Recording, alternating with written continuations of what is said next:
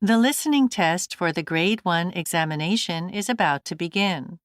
Listen carefully to the directions. You will not be permitted to ask questions during the test. This test has 4 parts. All of the questions in these 4 parts are multiple choice questions. For each question, choose the best answer from among the 4 choices written in your test booklet. On your answer sheet, find the number of the question and mark your answer. You are permitted to take notes for every part of this listening test. Now, here are the directions for Part 1. In this part, you will hear 10 dialogues, number 1 through number 10. Each dialogue will be followed by 1 question. For each question, you will have 10 seconds to choose the best answer and mark your answer on your answer sheet. The dialogue and the question will be given only once. Now, we will begin the Grade 1 listening test. Number 1. I read the draft of your short story, Li Ping. It was terrific. Thank you. Do you have any suggestions? Well, the plot was strong, and the twist in the final chapter was fantastic, but you might want to add a character flaw. What do you mean? Well, the heroine seemed almost perfect. If, for example, she was a bit immature, the reader might worry more about whether things will work out in the end for her. That's a good idea. I think I'll revise the story a bit. Question. What does the man suggest the woman do?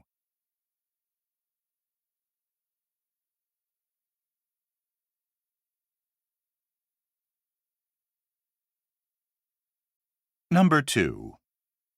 Rodwan, you know I have that side business selling artwork on the internet. Do you think it's okay to bring it up at my job interview on Friday? Would any of the skills be relevant to the job you're applying for? It's a marketing position, so the work I've done promoting my designs is definitely related. In that case, it seems reasonable to tell them about it, as long as you make it clear that your new job will be your number 1 priority. Thanks. That sounds like good advice. Question. What will the woman probably do?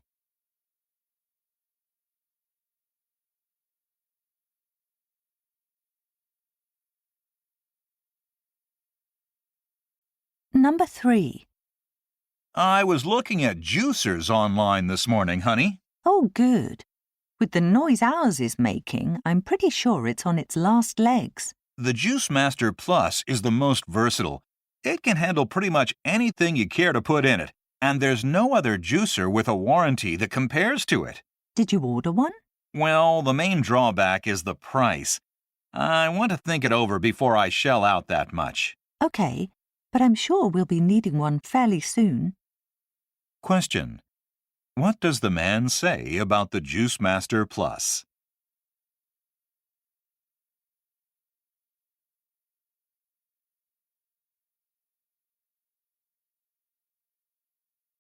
Number 4. I'm so frustrated with this project. Oh, another tight deadline. Well, I have a couple of months for this one. The problem is the clients seem to change their minds every 5 minutes. It's driving me and the other people on my team insane. Oh, I can imagine how that would be frustrating. It's impossible to make plans in that situation. Yeah, we spent 2 weeks fulfilling one of their demands, and then they insisted they needed something completely different. Well, hang in there. Question. Why is the woman upset?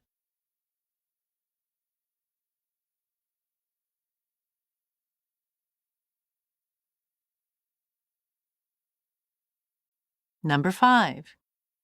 Excuse me, can I ask about these 2 vacuum cleaners? There's quite a substantial difference in the price. Do they have different features? Well, they're quite similar in terms of weight and suction power. So there's practically no difference? How about the quality? They're basically identical. The Magic Clean is more maneuverable, though. See this joint here? It allows you to turn it easily when you're vacuuming around objects. If that's the only difference, I think I'll take the Turbo Plus. That's probably wise. To be honest, you're mainly paying for the well-known brand name of the Magic Clean. Question. What does the woman imply about the Magic Clean vacuum cleaner?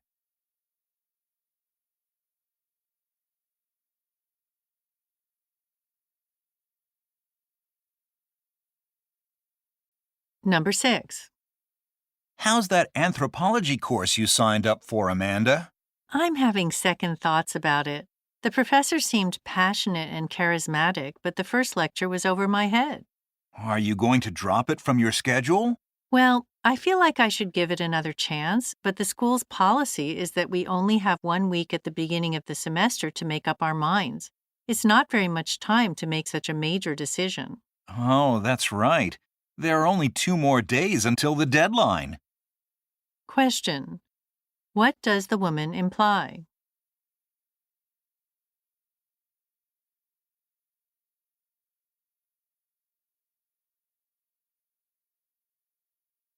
Number 7. I just heard that one of our clients, Dalton Inc., requested that Gail Winters be replaced with another auditor. Yes, I saw a copy of her report, and she omitted several crucial tests. I can't believe she messed up like that. Do you think she'll be fired? If you ask me, it's her manager, Dan Tweed, that deserves the blame. Gail made it very clear that she didn't have the confidence to do an audit on her own yet, but he sent her anyway. Oh, I wasn't aware of that. Question. What is the man's opinion of the situation?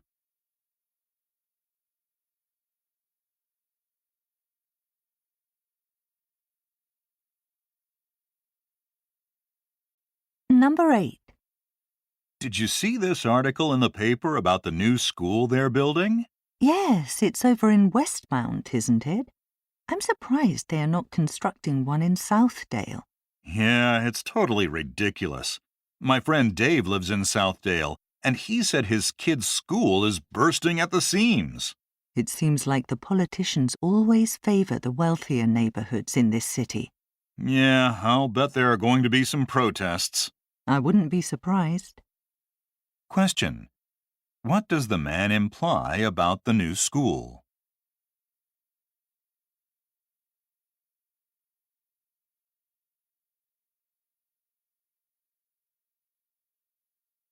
Number 9.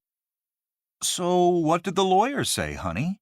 Well, it looks like the inheritance is going to be very substantial, although it will be split between my 2 brothers and me. It's going to be at least $200,000 each. I'm surprised that your uncle had so much money. Well, he was one of the most successful real estate agents in town. Plus, he lived very frugally. Did you know he got all his clothes from thrift shops? Yes, actually, that was pretty obvious. I never once saw him in anything that looked less than a decade old. He was quite a character, wasn't he? I'm really going to miss him. Me too. Did the lawyer say anything else? Apparently, since he died without a will, it's going to be quite a complicated process, and there are going to be a lot of legal fees. Is there any question about you receiving your full share of the inheritance? Oh, the lawyer assured me that we'll receive the inheritance eventually, but we shouldn't hold our breath. So I guess we're not going to Hawaii next month? Not likely. Question. What did the woman learn from the lawyer?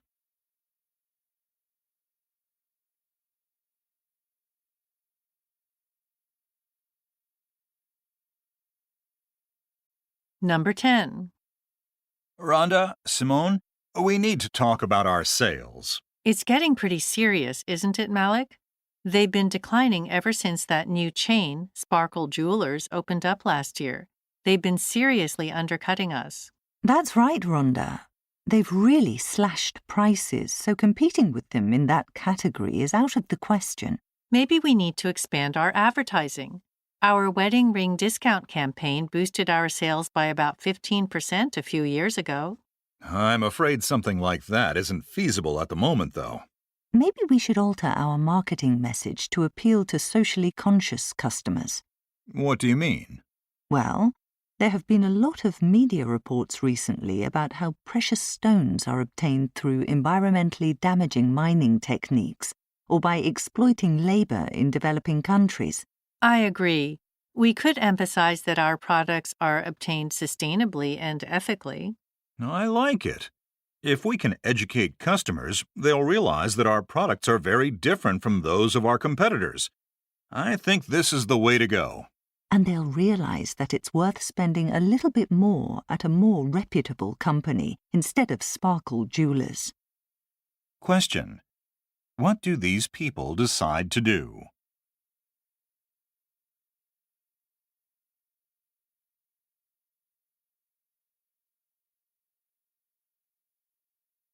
Here are the directions for Part 2.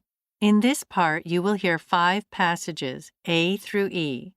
Each passage will be followed by 2 questions, number 11 through number 20. For each question, you will have 10 seconds to choose the best answer and mark your answer on your answer sheet. The passage and the questions will be given only once. Now, let's begin. A. The Cumberland Road.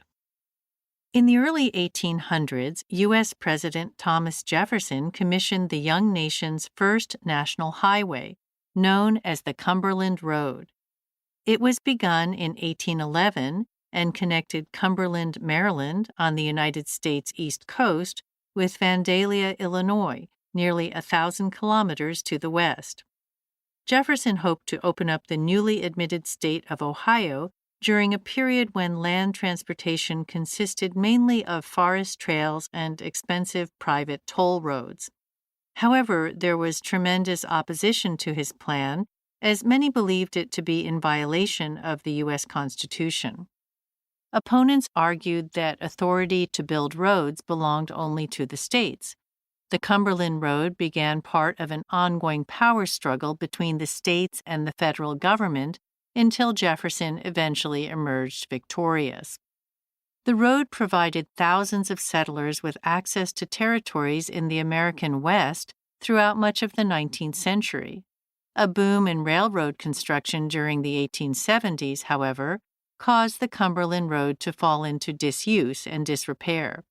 It was not until the advent of the automobile that it regained prominence in the 1920s and served as an inspiration for a new interstate highway system that is still in use today. Questions. Number 11. What did some people believe about the Cumberland Road?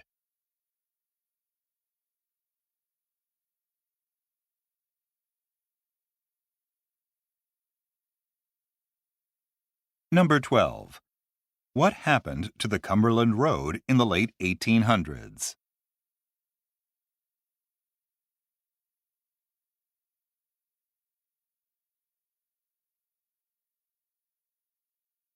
B. Incentive pay. In recent decades, more and more businesses have been offering performance-based financial incentives to employees in the hopes of raising productivity and motivation.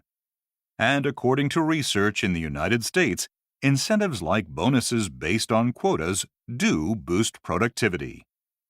The researchers also determined that quarterly bonuses were more stimulating than annual ones. Furthermore, they found that reaching quotas did not stop high achievers from continuing to put forth an extra effort, especially if there were incentives for overachieving. Not all experts favor incentive pay systems, however. In recent years, a major American bank that had implemented an incentive pay system found itself in the headlines due to various legal and ethical violations. The bank's incentive pay and evaluation systems placed enormous pressure on employees, and many began resorting to fraud in order to meet quotas. According to some experts, this is an example of employees' tendencies to make poor decisions and put their morals aside when struggling to earn bonuses. Furthermore, since many systems reward some employees at the expense of others, incentive pay has been said to negatively affect employee satisfaction and company harmony. Questions. Number 13. What is one thing the researchers in the United States found about incentive pay?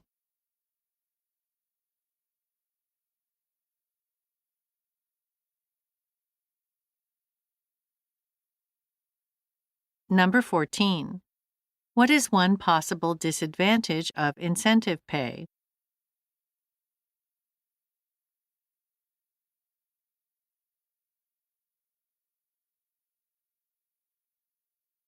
C. Grasshoppers and locusts. Many people do not realize that some species of the cute green hopping insects known as grasshoppers can turn into terrifying swarming locusts that destroy millions of tons of farmers' crops. Grasshopper species do not always transform this way, however. It is only when the dry climate they live in suddenly gets a lot of precipitation that they lay huge numbers of eggs. They take advantage of the increase in plant life that the moisture will bring. When the weather turns dry again, however, the lack of food causes the grasshoppers' bodies to release a hormone called serotonin. This transforms them into the locusts that cause so much damage. They change colour and become much more social, forming huge swarms that can eat as much food as 35,000 people in a single day. Until now, farmers have generally tried to control locusts using pesticides. However, the discovery that it is serotonin that transforms them has opened up new possibilities. Researchers found that giving chemicals to grasshoppers that prevent the release of serotonin could stop them from becoming swarming locusts. If this could be done on a large scale, perhaps these pests could be controlled or eliminated. Questions. Number 15. What happens before grasshoppers turn into swarming locusts?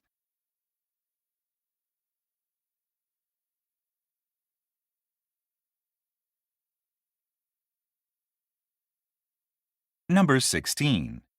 How might locusts be controlled in the future?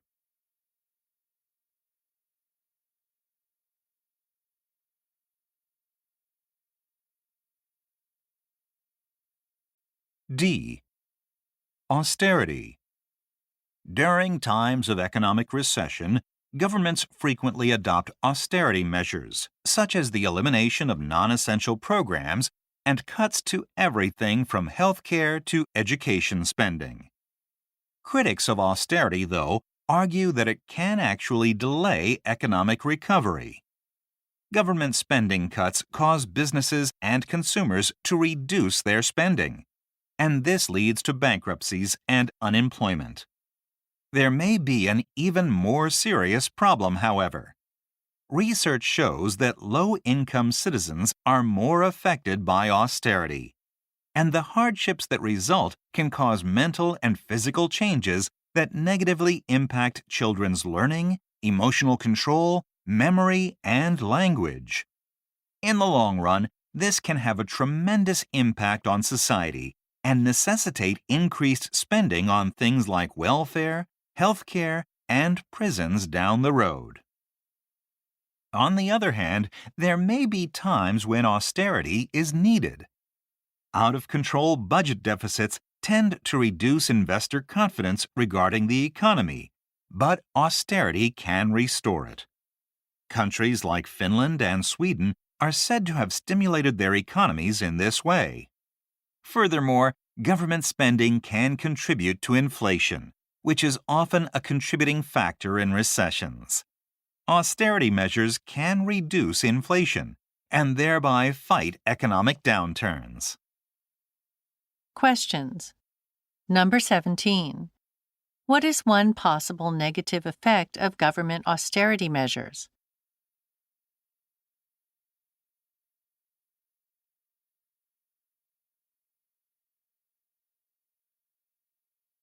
Number 18. What effect is austerity said to have had in Finland and Sweden?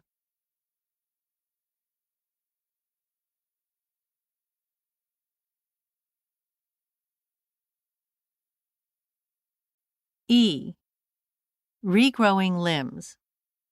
Although medical science has made great progress in the treatment of serious injuries, regrowing lost limbs has long seemed like an impossible dream. Recently, however, scientists have utilized a new technique that allowed frogs to regrow functional limbs after they had been amputated. Both humans and frogs have what are known as stem cells. These important cells have the ability to transform themselves into any of the specialized cell types within the body, including bone and muscle. However, when a limb is lost, the body produces scar tissue, and this prevents stem cells from being used to grow a new arm or leg. In the experiment, the researchers put a special covering called a biodome on the places where the frog's legs had been amputated. This contained a mixture of 5 drugs, preventing scar tissue from forming. Incredibly, use of the biodome in the first 24 hours after amputation allowed the frogs to regrow functional limbs. Although the regrown limbs had muscles and bones, there were sometimes defects, and some parts were incomplete. However, the researchers speculate that utilizing alternative drug combinations could result in limbs without imperfections. The scientists are optimistic that once the treatment has been perfected in frogs, it could someday be applied to humans who have had amputations. Questions. Number 19. According to the speaker, what allowed the frogs to regrow limbs?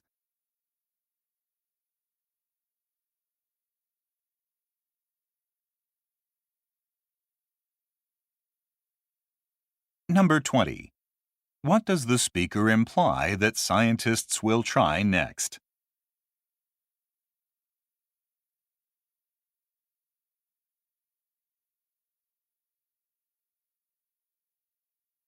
Here are the directions for Part 3. In this part, you will hear 5 passages, F through J. The passages represent real-life situations and may contain sound effects. Each passage will have 1 question, number 21 through number 25. Before each passage, you will have 10 seconds to read the situation and question written in your test booklet. After you hear the passage, you will have 10 seconds to choose the best answer and mark your answer on your answer sheet. The passage will be given only once. Now, let's begin. F. You have 10 seconds to read the situation and question number 21.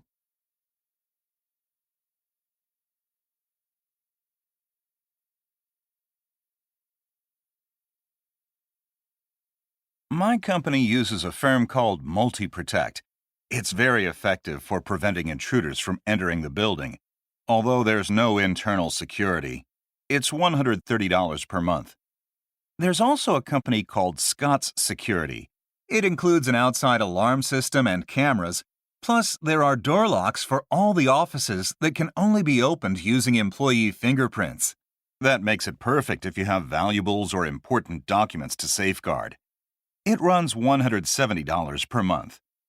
A company called Elgin Security specializes in internal security, so it would be perfect for protecting valuables and documents. It charges $150 per month. However, you'd also need another company to provide external security as well.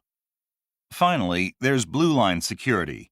They charge $140 per month and offer a package that includes both external alarms and cameras, as well as internal measures that would limit access to certain areas to authorized personnel only. Now mark your answer on your answer sheet.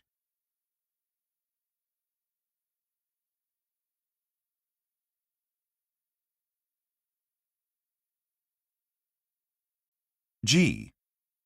You have 10 seconds to read the situation and question number 22.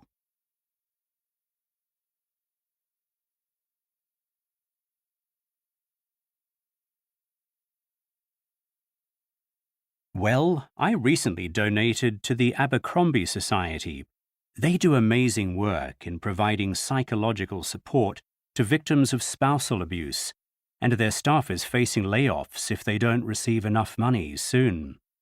I also heard that St. Luke's Hospital is looking for donations. They are raising money for a new cancer center that specializes in treating kids. It should be noted, though, that they just received an enormous donation from one of the most affluent families here in Talbotville. Victoria Hospital is also raising funds for its infant care center. I heard that they desperately need funds to make up for a budget shortfall. Finally, the Rosencrantz Foundation supports disadvantaged youth.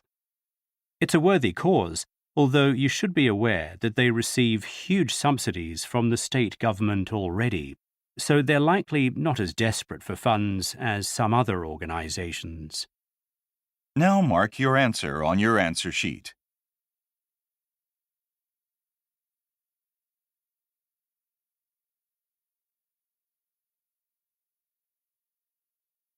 H. You have 10 seconds to read the situation and question number 23.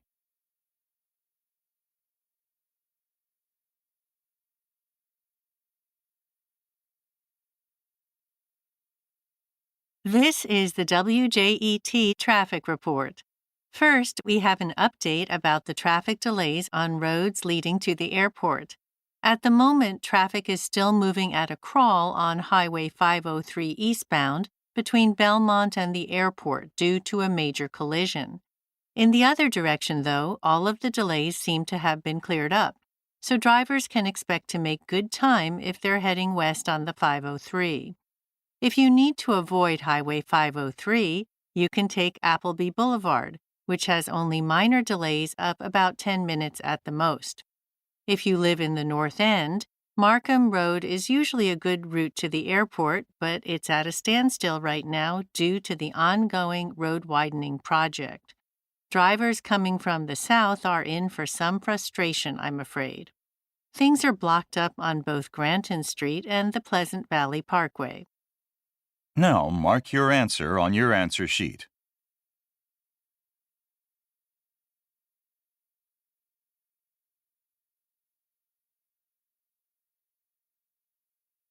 I. You have 10 seconds to read the situation and question number 24.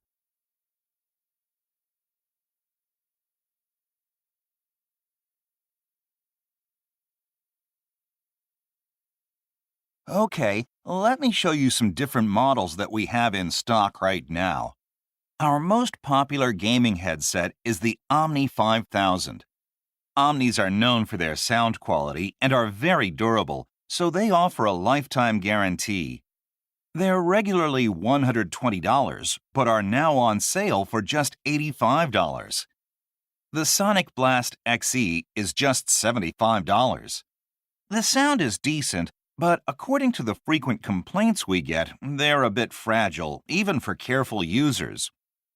Sound Pros are more long-lasting, and they're very reasonably priced at just $60. However, the audio quality is inadequate for serious gamers. Finally, the Comtech XTs are an interesting compromise between price and performance. They're durable, and the sound quality is decent enough for serious players. They're also $40 off, so you could take them home for $80 right now. Now mark your answer on your answer sheet.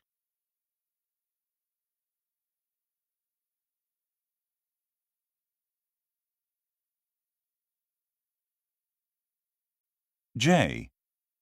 You have 10 seconds to read the situation and question number 25.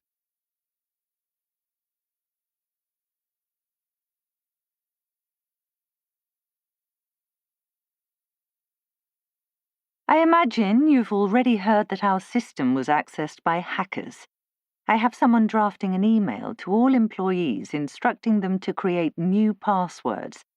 Eventually, I'm going to ask you to help us create a new password policy.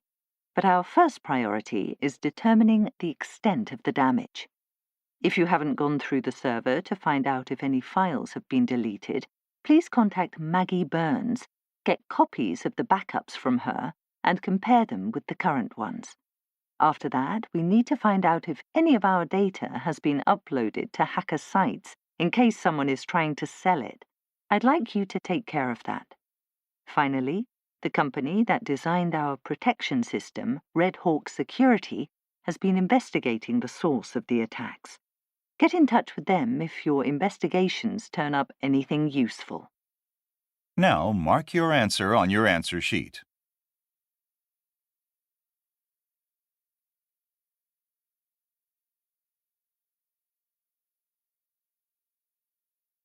Finally, here are the directions for Part 4.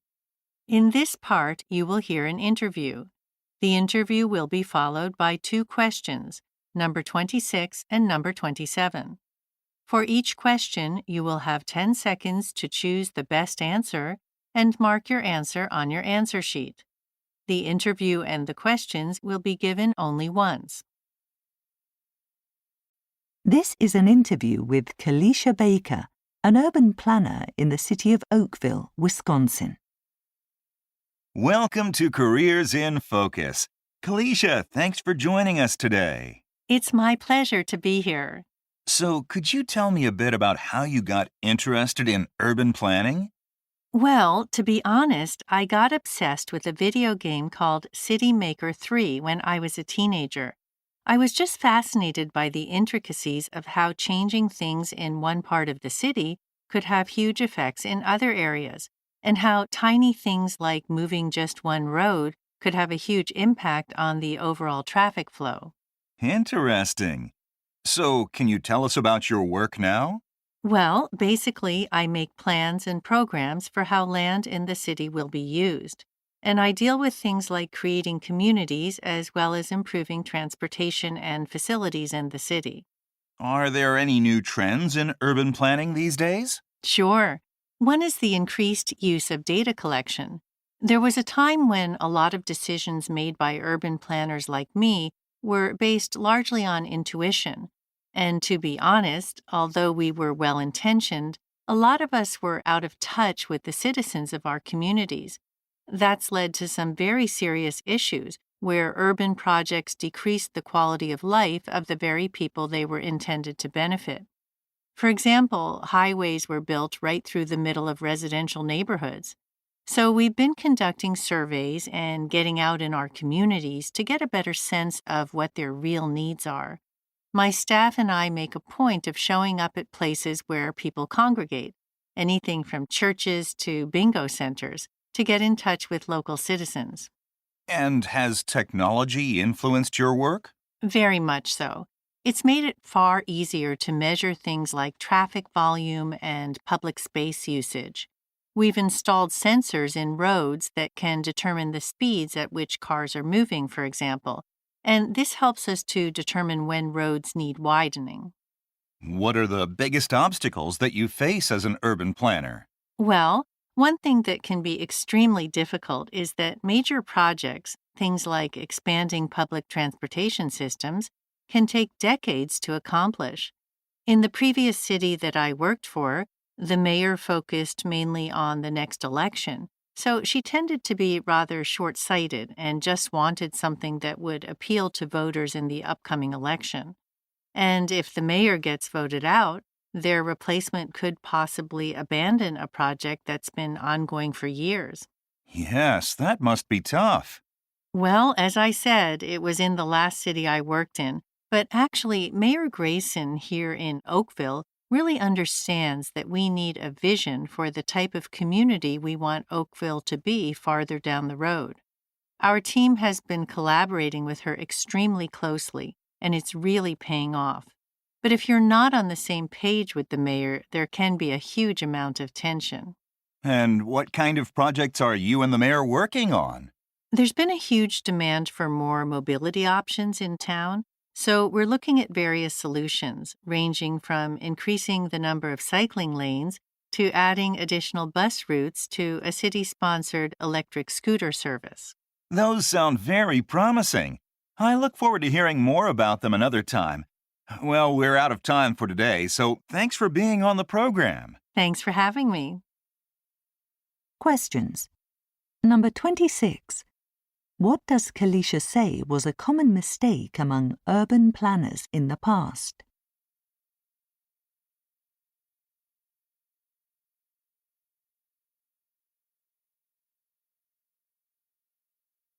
Number 27.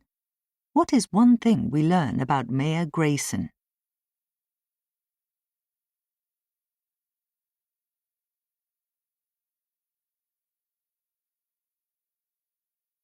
Your time is up.